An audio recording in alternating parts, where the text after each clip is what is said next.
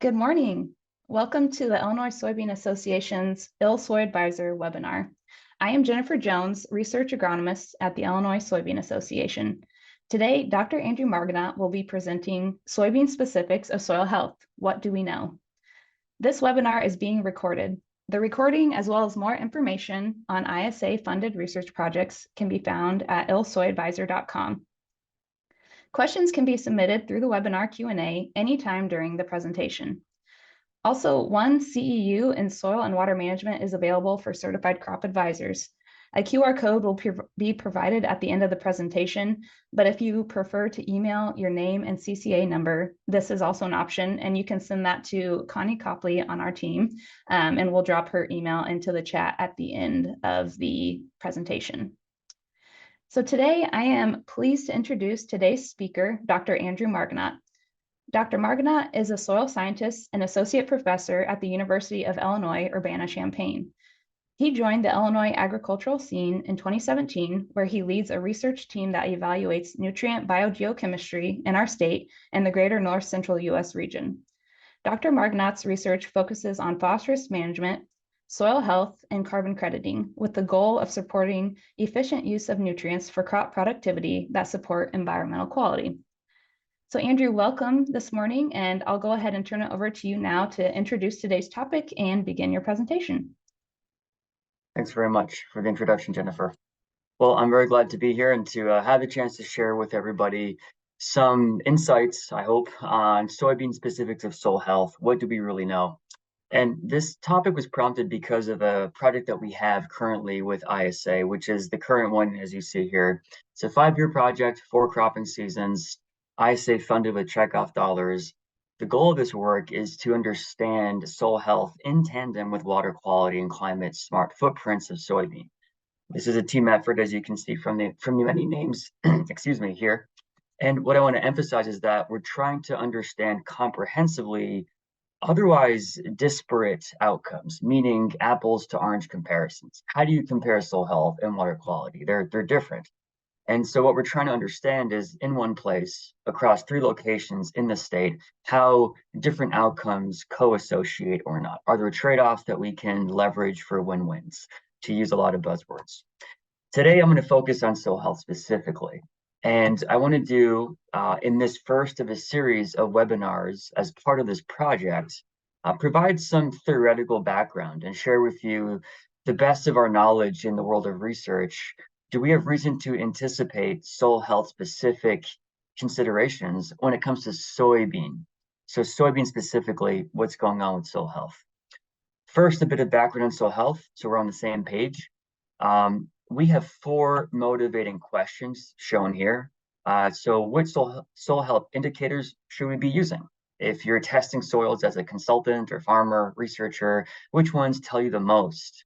And again, specific to soybean phase. Second is, when should we sample? Very practical question, not much out there. Third is, how do the ways that we produce soybean crops influence soil health? And finally, the ultimate question that I think is the most important and needs more attention is, do healthier soils translate, as we would expect, to greater profitability? Not even yield, but more profitability. Because, for example, you might decrease inputs, herbicides, nutrients, and maintain or increase yields. Soil health, as you probably know, has been in vogue now for about a decade. It's thought to be this conceptual intersection of physical, chemical, and biological properties. And it's a recent term. It displaced or overtook soil quality back from the 1980s, as we can see on the bottom right. The key, though, is that biology is front and center in soil health, or it's rather what distinguishes it from soil quality as a concept. This matters because, as you'll see, a lot of the soil health tests we do for biological soil health are also the newest ones, just like the concept of soil health. And because of that, they need more vetting, but that's also a chance to tailor their assessments for soybean-specific considerations. A brief overview of soil health indicators is what we call them, also called soil health tests. Same idea. They're categorized into the tripartite: physical, chemical, biological. These are just examples of these soil health indicators. There are many more out there. Note that a lot of what is being called chemical soil health tests are what we've known in agronomy for the last 50 years as soil fertility, things like extractable nutrients by Melick or Bray, pH, etc. And if we think about the biological indicators, these are oftentimes called tier 2 by the Soil Health Institute. Tier 2 just means it has a lot of promise, but needs more research. Therein is the challenge of soil health, is that the biological indicators that really make soil health and not soil quality are themselves still subject to ongoing research. Again, great chance for on-farm work to identify from the get-go what is indicative of a healthy soil wear. Okay, so this is the motivating question for today, is how are soybeans specifically related to soil health? And I give this a lot of thought, and I think there's two ways. This is the first way that I think we think of it. And really the formulation of the question at the very top is this way of thinking. We are thinking about how soil health impacts soybean outcomes, growth, yield, and profitability. So soil health to soybean.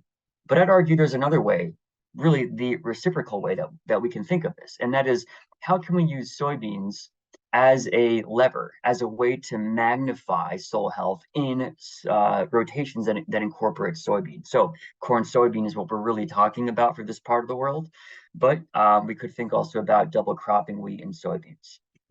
And in this concept, we flip the causality, or the directionality at least.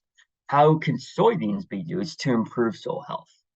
I'm going to talk about part one, the left, and part two, the right-hand side. Soil health to soybean and soybeans to soil health. So let's talk a little bit more about each of these. So the classic way that I think we default to when thinking about these relationships is soil health can benefit soybean productivity. And there's four specifics I'm going to walk through. First is disease suppression. Second is root growth. Third is nitrogen supply, N supply, and fourth is additional non-N nutrient supply. So these are obviously interrelated, but I'm going to, for the sake of discussion, cut these out into four different chunks. And then when it comes to the flip side, the opposite paradigm of how does soybean offer opportunities to improve soil health in our cropping systems of Illinois, I'm going to talk about three things. First is cover crops, of course. Second is double cropping. And third would be conservation tillage. And note that all three of these satisfy the tenets of soil health by NRCS. So with that, let's begin on part one, which is how can soil health positively impact soybean productivity and ultimately profitability?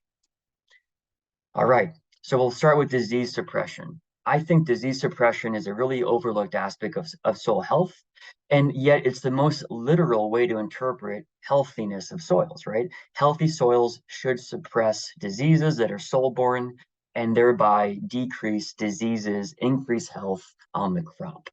This is challenging because it requires standardized bioassays in the lab, which have been developed for corn, yet to be developed, to my knowledge, at scale for soybean and soil health testing. But that would be a really good place to think about future research. To give you a sense of why this matters, there's some good recent work out there showing that overall disease suppression is linked to pH. We know that acidity is an issue with soil health.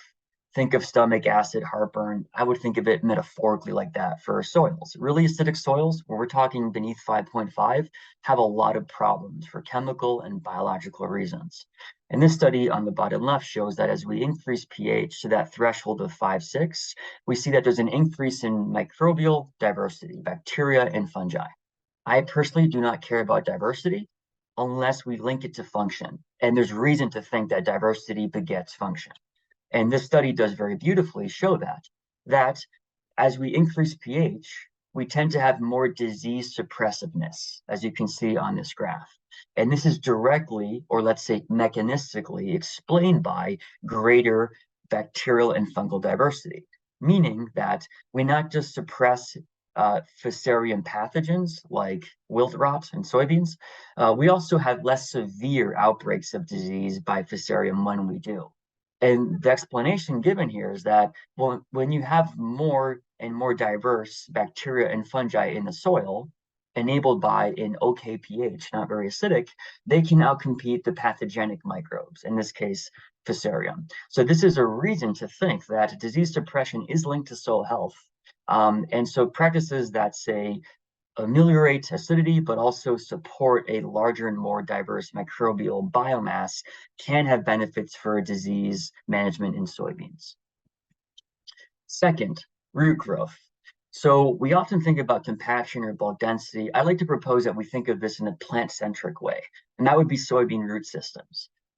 We know soybeans are more sensitive to pH, meaning acidity, but also calcareous soils out west than corn. It's a little bit more finicky on that. And when we get beneath, pH 5.5, we get aluminum toxicity. It becomes exponentially worse.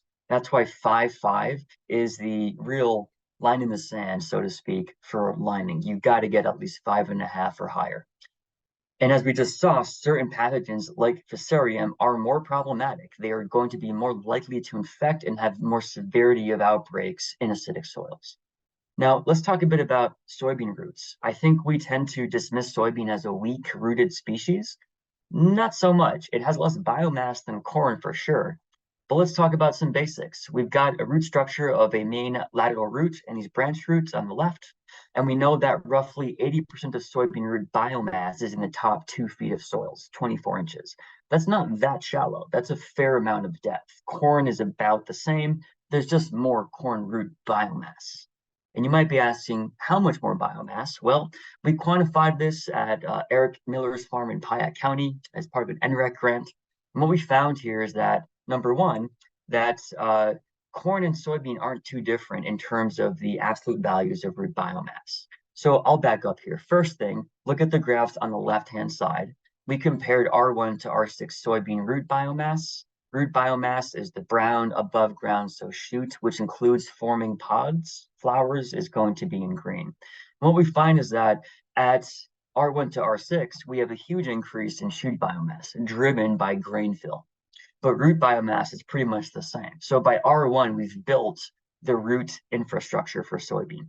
And second, on the right-hand side, on the top, you can see that corn biomass below ground, the root ground, is not that much higher. We tend to think that corn has a lot more stover left behind, and it does, but that's not the same as the root biomass being that much more different. This was a surprise to us. And notice that depending on the method of measurement, which is these 3 lines right here, whether we use the transect method, the ingrowth root core, which is what we're seeing on the bottom, or a monolith approach, the method of measurement means that sometimes we have the same, meaning a comparable root biomass quantified for corn. Kind of a surprise that soybeans, given that they've got less total biomass, are pulling weight pretty well on root biomass. And we care about roots because they are the basis of the soil food web. All right, another surprise is that there wasn't really a difference among tillage practices in terms of root biomass. There was a difference, though, if we cover crop. There was a little bit less root biomass with cover cropping. Okay, let's talk about functions then for roots. Again, healthy soils enable more root growth because they're less compact, they're not waterlogged, things like this. Now, we care about roots ultimately, specifically for soybean, because soybeans as a legume have some unique traits in how they can scavenge nutrients that non-legumes like corn do not have. One of these would be that they can drop the pH in the soil immediately next to the roots, the area known as the rhizosphere. And we see that in this figure right here. So we've got some legumes like fava beans that can acidify, as we can see from the bottom color. This is pH value, excuse me for not showing that. We can drop down the pH to 3.5 for fava beans. That's like your stomach acid. That's very acidic. You can dissolve a lot of things like phosphorus bound to calcium. Soybean, though, can drop its pH in some areas to about 4 or 3.5, which is much lower than the circumneutral pH of corn. So soybean can uniquely acidify its rhizosphere, meaning that soil health processes in the root zone might be different. We don't really know what those are yet. A second example of a unique trait of the root system of soybeans compared to corn is that as a legume, it has enough nitrogen to invest extra into the production of enzymes.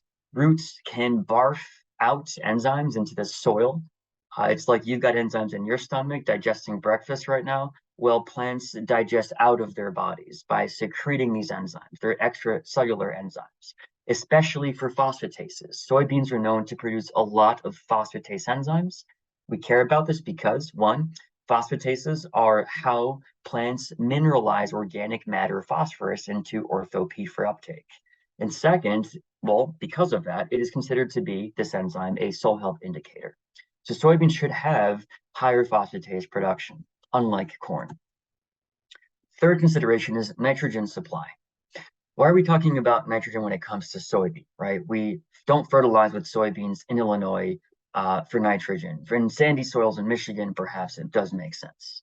Well, let's think about some of the basics of nitrogen for soybean. It's a legume. It requires a lot of nitrogen, about 4.5 pounds of N per bushel. And this is not export, this is to build the infrastructure of the plant. So if you're raising 80 bushel soybeans, that's 360 pounds of N per acre that you needed to build the infrastructure and the grain within that. About 3/4 of that nitrogen is in the grain itself. The other quarter is in the plant. So you're removing 270 pounds of N per acre with 80 bushel corn. That's a pretty large number, and that exceeds what we think of a N rate for high yielding corn production. Now, biological N fixation, or BNF, can only meet roughly half of that nitrogen supply. We often thought that it was all of it, but that was when soybean yields were 30 bushels an acre. As soybeans have been bred to yield more, BNF has not been able to keep up.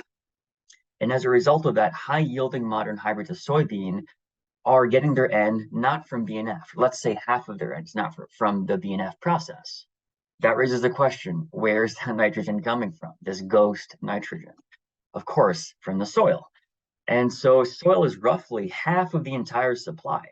And if we're removing 270 pounds of N per acre with 80 bushel soybean, that means that we are removing 135 pounds of N per acre from the soil nitrogen pool.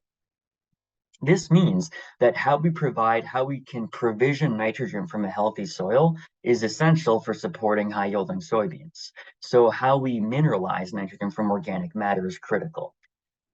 I want to go off on a little bit of a tangent because I think it's well worth talking about the N challenge to healthy soils with soybeans.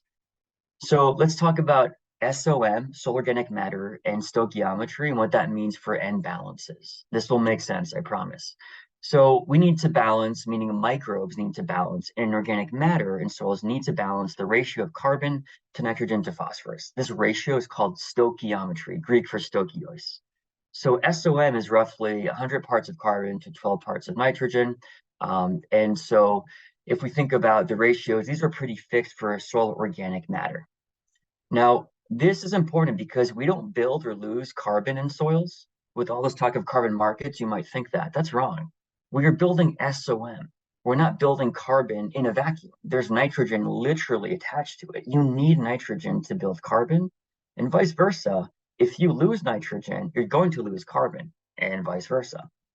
Now, for soybeans, we just mentioned that there's about 135 pounds of N per acre being extracted net from the soil because BNF is only able to provide half of it. This is, again, an average across the Midwest.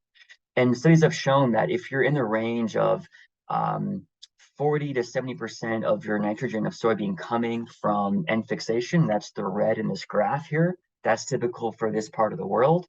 That means that you have a negative balance of about 38 kilos per hectare. So in freedom units, we're talking 34 pounds of N per acre. So in the Midwest, we can anticipate we're mining 35 pounds of N per acre on average across published studies. Again, these are averages. But if we're losing 34 pounds of N per acre, and we assume a 12-to-1 ratio of C to N of SOM, that means that we're losing 408 pounds of carbon per acre, which is about 0.2 tons of SOC loss per acre in the soybean phase on average. This is a calculation exercise. This is not true of every field, clearly. Now, this is roughly what a cereal rye cover crop adds.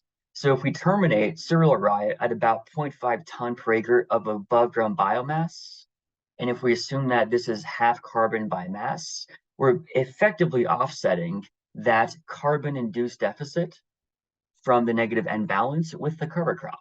One nice example of how cover crops for soil health are actually helping us maintain a neutral N balance to enable N provisioning services to continue. So This is another way to think about the end challenge to soybeans when it comes to soil health from Iowa by Dr. Cordova, who's currently at U of Nebraska-Lincoln. So she did a great study in Iowa across many different locations, similar soils as what we have here. And I want to highlight a few points of what she found. First is that soybean biomass drives BNF. So you have more BNF when the crop grows more. That means that it's driven by carbon supply, more biomass, more photosynthesis, not the demand by the grain, the sink for nitrogen. So crops that are not limited by radiation of the sun or by nutrients will do more BNF. Second, soil moisture, temperature, soil inorganic and etc. did not impact BNF, which is a bit of a surprise. So it seems like a contradiction, not fully explained. Second thing to note on the bottom left here is that the end balance is unrelated to end fixation. So it means that overall I'll back up here. Overall, they found that we're fixing from BNF. The soybean is getting on average half of its nitrogen, 52% exactly. But that could range from as low as 20%, 23%, to as high as 2/3 of its nitrogen. So there's quite a spread in how much N the soybean crop can make for itself and not have to rely on the soil for. Now, overall, what Dr. Cordova found in Iowa is that we have a negative N balance. They call it a partial balance because they're not looking at the other things like losses from leaching, which would make it more negative, or they're not looking at the root biomass. This is all above ground biomass. Accounting for the root biomass would make the N balance less negative. However, even accounting for the root biomass, they propose that we still will not be changing the fact that we have a roughly 40 to 50 pound N deficit. All right, so we did our own study this past year. This is being led by one of our graduate students, Pei-Chen Lee, and we looked at 24 different lines of soybean in this season in Urbana on a mollisol. And what we have here is two figures. We've got here absolute BNF, pounds per acre, multiply this by 0.88. But basically across these 24 lines of soybeans, which range tremendously in their root structures and their above ground canopy structure, that's why we chose them, we get a range of BNF from 14 to 55 pounds per acre. Now, this was a really bad season. I want to point this out. We had not great growth. We had to replant soybeans at this site. So we need to wait till next season, if it's a good season, to give you more, let's just say, higher confidence numbers. So this is worst case. This could also be what we would expect for double crop soybeans because we planted these on June 1st. We had to replant them. So we're talking about max 55 pounds of N per acre BNF. And as a percentage of what the soybean took up nitrogen, that's only about 37% maximum. So we're getting much lower in a drought year, or we could imagine in a double crop scenario. And our balances in Illinois and Urbana for this drought year was negative 75 pounds of N per acre. Multiply by 12, that's roughly how many pounds of carbon? That's almost 1 ton of carbon per acre that we would have lost by mineralizing organic matter to get at that nitrogen for the soybean. Okay, now here's the question. This is all largely above ground biomass. So by excluding below ground, our N balance is actually negative for soybean. This is the subject of current research. No one really has a strong answer. We need to understand below ground nitrogen and specifically what BNF contributes to that. And there's some studies that suggest that if you account for the roots, the actual balance might be a lot lower. We're talking maybe 5 pounds of N per acre. Here's the thing, folks. No one has measured this. Now we're doing that study as we speak. For next year, we should have an answer. But I want to show you that this is the edge of our knowledge as researchers on what's the deal with N balances. So let's get back to soil health. This matters because a healthy soil that can provision nitrogen by mineralizing it at the right time is going to support soybean yields pretty well. Soil health suffers from what some folks like Dr. Grandy at UNH have called the nitrogen gap, that we have this conspicuous absence of nitrogen explicit assessments in soil health. And I agree with that. Now, there's tremendous potential to incorporate these processes that cycle nitrogen by mineralizing organic matter. And our lab is developing these very assessments in collaboration with USDA and NRCS. Specifically, we're looking at things like potentially mineralizable nitrogen, PMN, which is a soil health indicator.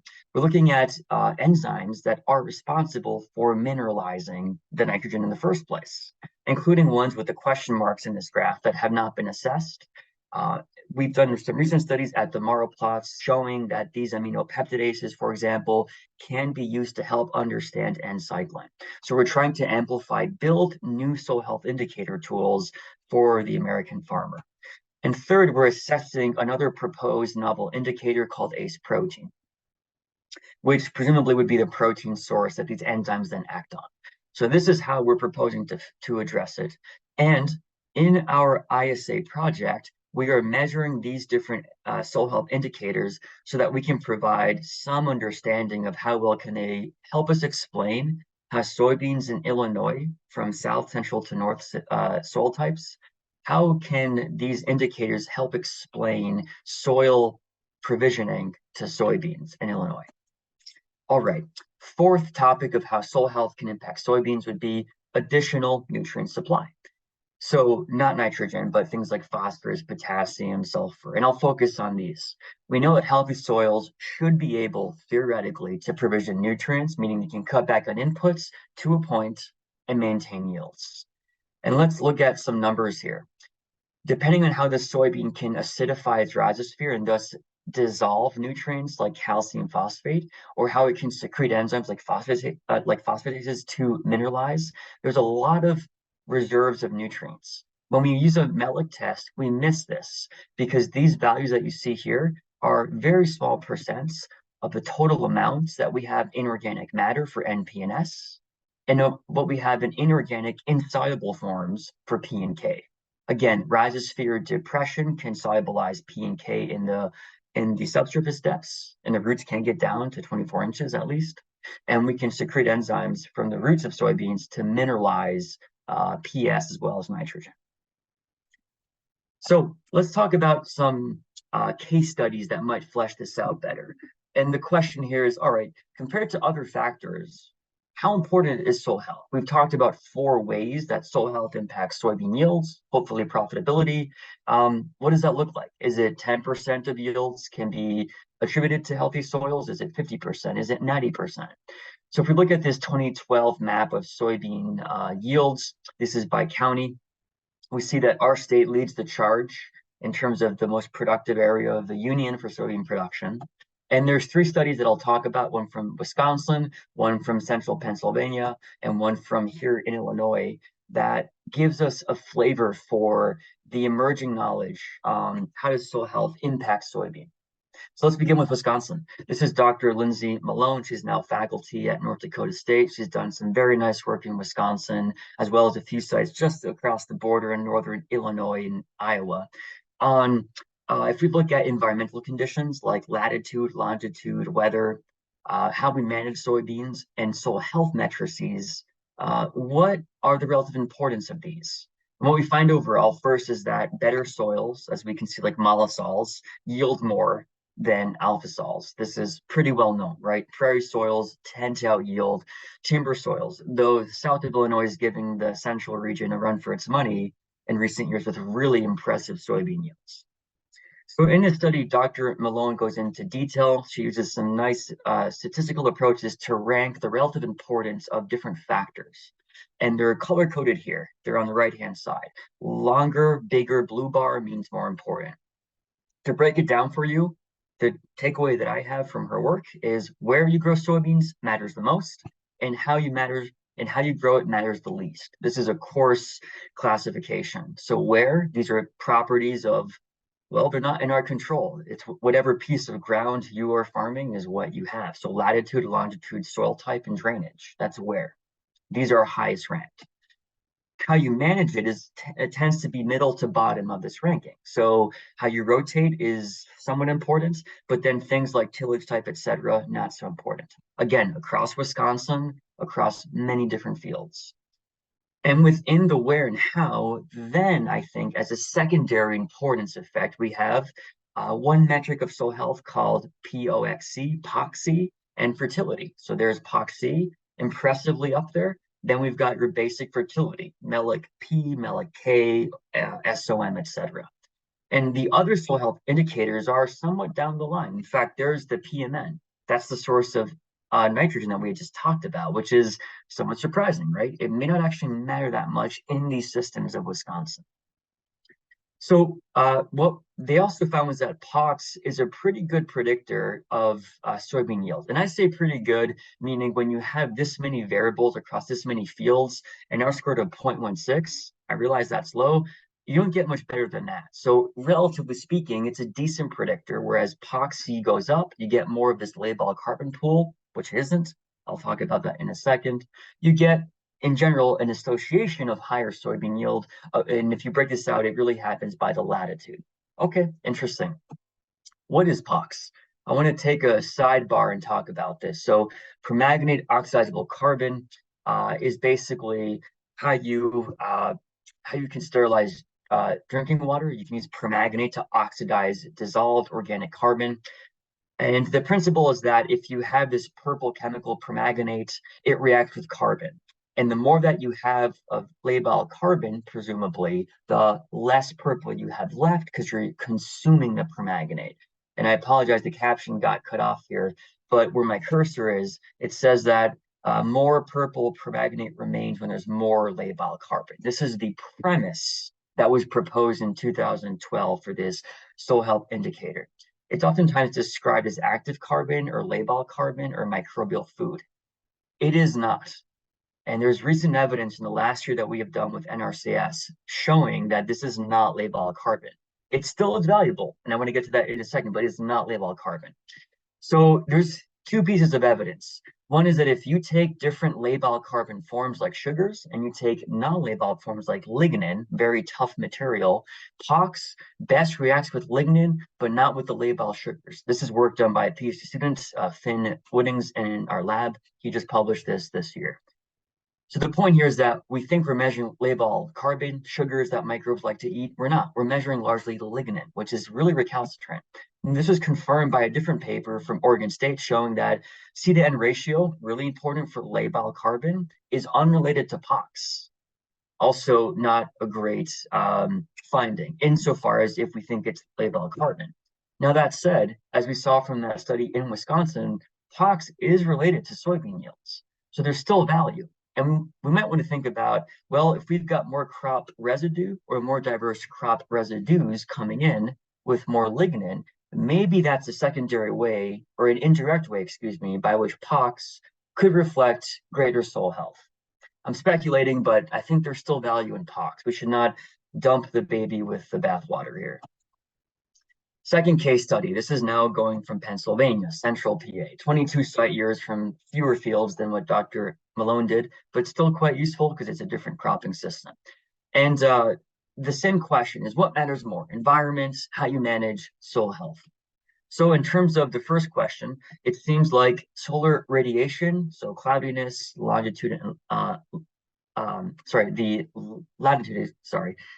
these really tend to influence more, as well as weather, so precipitation. So, and it turns out that earlier planting dates led to more yields, as we can see on the right-hand side panel, because there was more solar radiation potential. So this is how the authors described their observation that when you plant sooner, you yield more. There might be other mechanisms at play in Illinois than in Pennsylvania. And the second finding is that it's not just how early you plant and where you're planting, but also how well your soils drain, which is also can be managed by things like no-till or cover crops to increase infiltration. But overall, it's somewhat constrained by clay. Clay will trump how much organic matter you have any day of the week. In the end, it's clay content over carbon content when it comes to water holding capacity and KSAT. But that said, the importance of the study is showing that, again, how you manage matters a lot, as well as where you're growing that crop. Then we can get into soil health as, again, a secondary influencer to soybean yields. Still important, but not the main dominant driver. And what they found was that of all of their matrices of soil health, only one of them had a correlation, an association with yields of soybean in these 22 fields in Pennsylvania. And that was the ratio of CO2 of respiration to SON. This is called the quotient, the CO2 quotient. It's part of the Haney test or Solvita test in some manifestations. But all these other soil health tests had no bearing on soybean yields, none. So not great news if we're trying to use these to help predict soybean yield. Third case is right here at home from a study that was looking at 12 to 14 year crop rotation schemes in Monmouth, Northwest, and Urbana, Central Illinois. And after 12 to 14 years of a given cropping scheme, shown here with continuous corn as the reference, they then broke these rotations and did a normal corn soybean crop rotation, as I understand it. And so as we go from the reference of corn on corn down to the bottom treatment, we're getting more soybean in the phase. So I think of this as a gradient of soybean intensity. How much do we see soybean flash throughout time in this rotation? And if you look at the protein POC and the enzyme called glucosidase on the three rightmost columns, we find that they have different ways of looking at the effects of rotation. So the small letters signify differences among rotations going down. The big letters in all caps are between sites. And I'm going to focus on the rotational effects. So the first thing is that soybean yields are highest after corn on corn. The idea here is that you're breaking pathogen cycles. If you grow corn for 12 years, then you go into soybeans. This is not too novel, right? We know this. This is good confirmation. Second is that when it comes to soil protein, which is that tier 2 indicator, we don't really know how well it works, but it's proposed to relate to end cycling in soils. We find that in general, compared to corn on corn, only in Urbana does having increasing soybean in the rotation decrease the amount of soil protein. You could think that this is a reflection of the negative N balance of soybean. If we're mining organic N via soybeans, then it would make sense that we are reducing soil protein content. These are speculations that I'm proposing that weren't in this paper. Third thing is the active carbon that isn't actually active carbon, the lignin carbon that is POC. We find that it also tends to decrease with more soybean frequency. And this could be due to less residue. Corn has a lot more residue and there's more lignin in that residue than soybean. So this would also make sense if we're measuring lignin with POCs. And finally, the activity of an enzyme that breaks down carbon in soils tends to be higher as we get the most soybean frequency in that soy SCS phase. And so we find this only at Urbana specifically. And this could make sense if we're, again, net mineralizing SOM because of the N mining from SOM, and as collateral damage, the carbon also gets mined. So some takeaways here. A lot of data, right? 3 different places, not all relevant directly to our context of Illinois. First, I would say is that environment drives soybean yields. And you might be saying, yeah, duh. And you're right, this is obvious, but important to acknowledge that when we talk about soil health, this is within a given context. How can we better improve soybean growth? And this matters because it means that what is needed for a healthy soil is going to differ by context. So there won't be a blanket approach to maximizing soil health benefits for soybean productivity. Planting date matters. Maybe that's linked to how much N can mineralize. If the spring is warmer or wetter, if there's just more N being released early on, we can capture more of that with an earlier planting. Speculation, throwing it out there. Third takeaway is that individual soil health indicators are poor predictors of soybean yield. And this is also kind of a duh moment because, yeah, what single metric, say, MELIC 3K, is going to really predict soybean yields well? So we have to take multivariate approaches, I think, to integrate across multiple indicators to get better correspondence that we expect to be there of soil health matrices with soybean productivity. Now that said, POC, something is going on with it. It's somehow implicated in soybean productivity. And so I think this is an area to go deeper in, which we are doing in our current ISA project being led by PhD students Haiti Allen. Okay. Final takeaway here, this is kind of a meta one, is that assessments are limited in site years. Those are the only papers that I could really find peer-reviewed, all within the last 4 years, that really explicitly look at biological soil health indicators. And so we should think about assessing more of these biological indicators and also building a toolbox like what we're doing in this ISA project. I'll end with this meta takeaway, which is these are all correlations. I'd like to see some mechanistic work. What's the cause of soil health linkages with soybean yields? And that's where I think things like enzyme activities, PMN have a lot of potential, isotopic tracing. So this also translates to how we can understand the role of biologicals in soybean productivity. A lot of biologicals are looked at with suspicion, I would say, because we don't know how they work. And in some sense, you maybe don't care. I think that's fine. If it works, it works. But it'd be good to know how it works, because then you can better apply that in different contexts. So let's talk about part two now.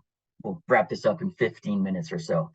Part two is the opposite framing of the question, right? Of soil health, how does it relate to soybeans specifically? And what we're chasing here is soybeans as a lever to improve soil health. So how can we use soybeans to improve in a corn soybean rotation overall soil health?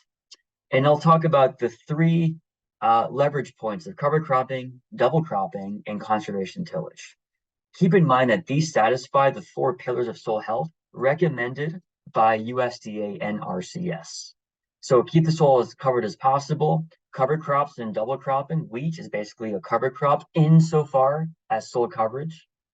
Disturb the soil as little as possible, conservation tillage. Keep plants around the year because the roots will help feed the soil food web, 1 and 2. And diversify, we can introduce a third crop of wheat. You could argue cover crops counts as this as well in terms of a species.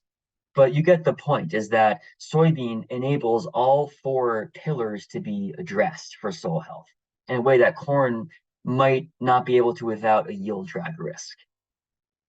So let's talk about a little bit of background on soybeans. I think of soybeans as an extremist crop. It can have negative to very positive impacts in soil health depending on how it's managed. When soybeans first came on the scene in 1851, it was first planted in Alton, Illinois. It was used as a forage crop, as we can see from this bulletin from the U of I in 1924. And the interest was in soybean as a hay to be cut. And as we bred soybeans to be for oil and protein, and the acreage expanded and exploded across the Midwest, as we can see here from this recent publication, soybean began to get a little bit of scorn by soil conservationists. As a bit of reference, we see that the Mara plots didn't actually incorporate soybeans until 1955, and it displaced oats. And this is why it received a bit of scorn by soil conservationists. The idea was that soybeans don't have as much residue cover as maize, as oats, as wheat, small grains, corn, excuse me. And as a result of that, a lot of folks were saying, don't plant soybeans, it's not good for your soil because there's more erosion. We also know now today that there's less carbon input from less residue, and it has a lower C to N. So as a result of less coverage of the soil and residues that are not just lower in magnitude, but also decompose more quickly because they have a lower C to N, we do have the potential for more erosion following soybean than following corn. Now, the catch is that we can cover crop in front of soybeans pretty well. We can also practice no tillage after soybean pretty well.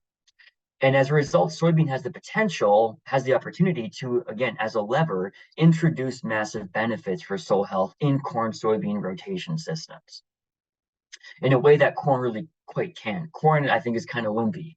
If it sees cereal rye get above a couple feet, even above a foot, it might scare and it might have a yield drag. Soybeans can be planted green into 3 foot of a cover crop, for example. So let's talk about these practices. First, of cover cropping. If we think about the traditional corn soybean crop rotation shown here, we're cover cropping to close the brown gap. And that can be after corn in front of soybean, or shown here after soybean in front of corn. It can be done in both ways, but typically the latter. So cover crops, I won't spend much time. We all know that they offer a suite of benefits. They're Swiss Army knife. You can customize the benefit from weed suppression to soil conservation. And I brought up negative imbalances might be a good way to offset the carbon loss from an N balance that's negative from soybeans.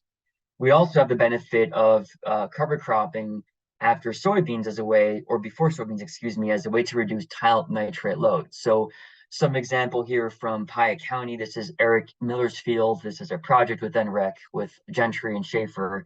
And what we find is that, yeah, we still see nitrates in the tile during and after soybean, even though there's no N being put on. And so cover crops still have a lot of roles to help with N loss reductions for the soybean phase. Now, conservation tillage is also important. At the same study site, we're looking at 3 kinds of tillage. In the strip till, we're looking at cover and no cover. And what we find is that when we do no-till, which is the black dots, overall, we see that there's lower nitrate N concentrations, especially in the second year of corn on the right, but also in the soybean year as well. This makes sense. When you disturb soils, you tend to favor microbes to be more active and to mineralize more nitrogen. And if it exceeds what the plant can take up, you might see more losses of nitrate through the tile. So an example of how the conservation tillage that soybeans can better take, so to speak, than corn is not just about preserving soil and reducing erosion. It's also about reducing nitrate losses under soybean cropping. And the third one is double cropping. And I think we often conceptualize this as a really nice way to increase the profitability of our systems. And in the south of Illinois, we've seen that it's now more profitable. It's competitive with, sometimes more so, than traditional corn soybean to double crop the wheat and soybean because of the growing conditions down south. So by enabling a third crop with the double crop wheat soybeans shown here in this image, this is one of the tenets of soil health building, is to introduce more crop diversity, and it also provides coverage of the soil throughout the winter like a cover crop would. Now, if we might be able to cover crop on top of a double crop, you can basically imagine we have full coverage of the soil throughout the year. That's pretty impressive. And if we interseed around V6 to V8, that soybean crop, which is easier to do because soybeans are shorter than corn for interseeding, even more opportunities to have cover cropping, or let's say roots in the ground on steroids throughout the year for our cropping systems. So again, a theoretical, but you get the idea about the promise of soybeans. So to summarize here, soil health, we think of it, I think, as the left-hand concept map. Soil health causes things for soybean, specifically more yield, hopefully more profitability. And there's reason indeed to think that these will be soybean specific. Excuse me. So I hope I've shown you that there are 4 major ways that we can think about how soil health influences soybeans. But that said, the caveat, this is a developing area of research like our ISA project. And my own thoughts on this is that we should consider making indicators that consider pathogen pressures on soybean, that close the N gap, which is essential for soybean given it only fixes half of its nitrogen, and to quantify the root-based traits by which soybeans, albeit having a little bit less root biomass than corn, can scavenge nutrients in a way that is unique to soybean. On the right-hand side, we see a not so common way of conceptualizing this relationship, that soybeans offer a myriad of benefits for soil health, a unique leverage point in cropping systems. They can be a way to introduce cover crops in a safe, yield-wise way. They can reduce soil disturbance by not having to till soybean stubble. And you can introduce a third crop, typically wheat by double cropping, but I've heard some folks talk about, what about canola? We could grow canola in this part of the country. I might be coming off later than wheat, and that might be a problem for double cropping soybean, but you get the idea. Soybean is quite versatile as a leverage point for enabling soil health practices. So with that, I want to thank you for your time, and I think we've got some minutes here for questions. Yeah, thank you so much, Andrew. Excellent presentation. We do have a question. So talking about how individual soil health indicators are not well related to soybean yields at this point in time, but you pointed out that POXI seems to be the most relatable currently. For farmers and advisors that are interested in soil health sampling, would you advise them that they measure POXI right now, or do you have other recommendations for people who are interested in soil health sampling? That's a great question. I would say, first observation, POXI seems to be the most associated with soybean yields, but it's the most measured soil health indicator. So if you measure a thing more, you'll just, by virtue of higher frequency of observations, observe more cases where there's a positive correlation. So I would say the jury's still out on whether epoxy is uniquely different, but from those 3 case studies, yeah, it does seem to be telling us something about soil health that does pertain to yields of soybean. In terms of whether people should be measuring epoxy, I would be careful with the price points. I've seen pricing for epoxy that is above $20 a sample. I don't think it's worth that. I can tell you it takes my lab $5 a sample to measure it, and that accounts for the overhead. So there's some pretty fat profit margins on these. And for an indicator that's not yet well established, what actually is POX, we don't know. We think it's lignin, but it's not active carbon. It's correlating with lignin. I would be hesitant to recommend the measurement of epoxy given the expense. If it's $5 a sample, I'd say, yeah, sure, let's check it out.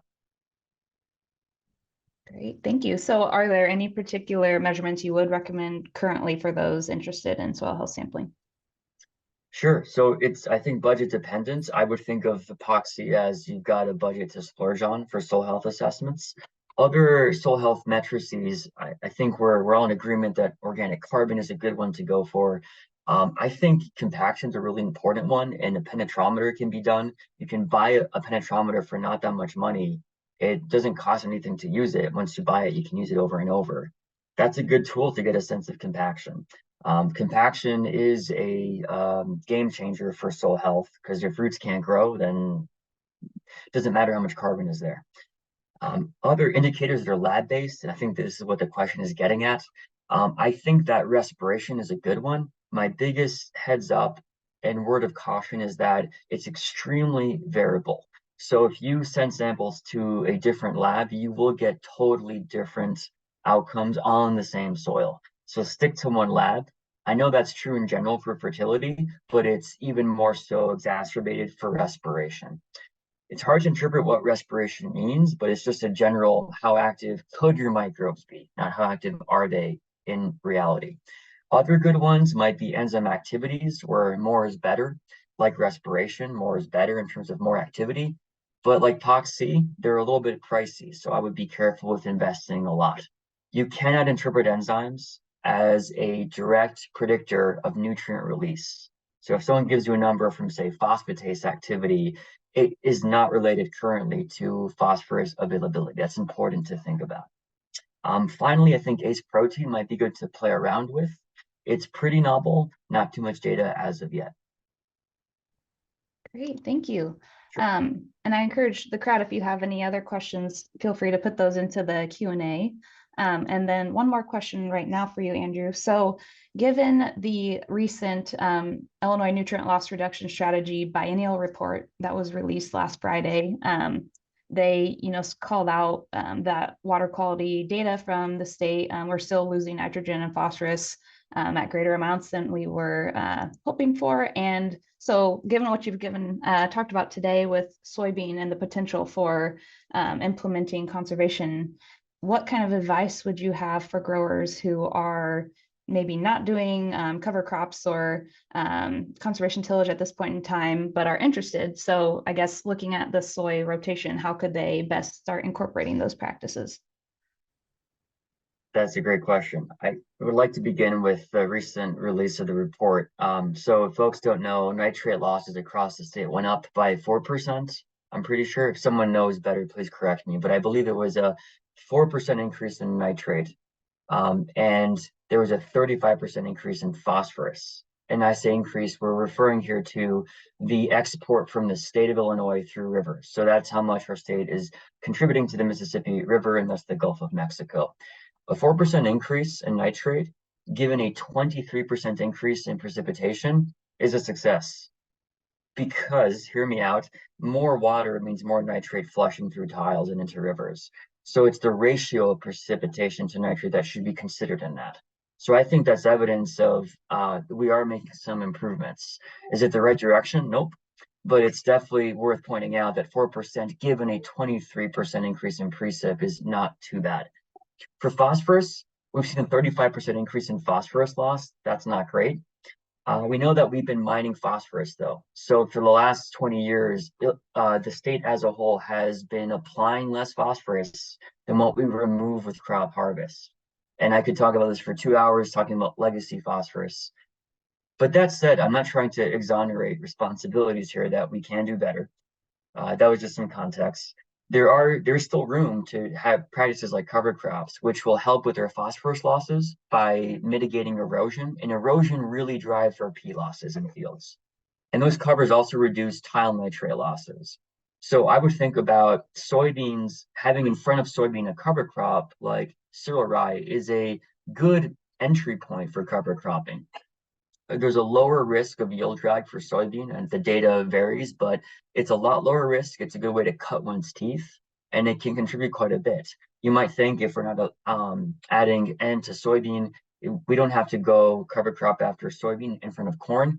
Not quite true, but also that can be riskier for corn yield. So this is all to say that I think cover cropping in front of soybean and not tilling soybean stubble are two easy things that can be done that the data strongly suggests has pretty much no negative impact on yields on either crop. Awesome. Thank you. That was a great takeaway there. Appreciate that, Andrew. Sure thing.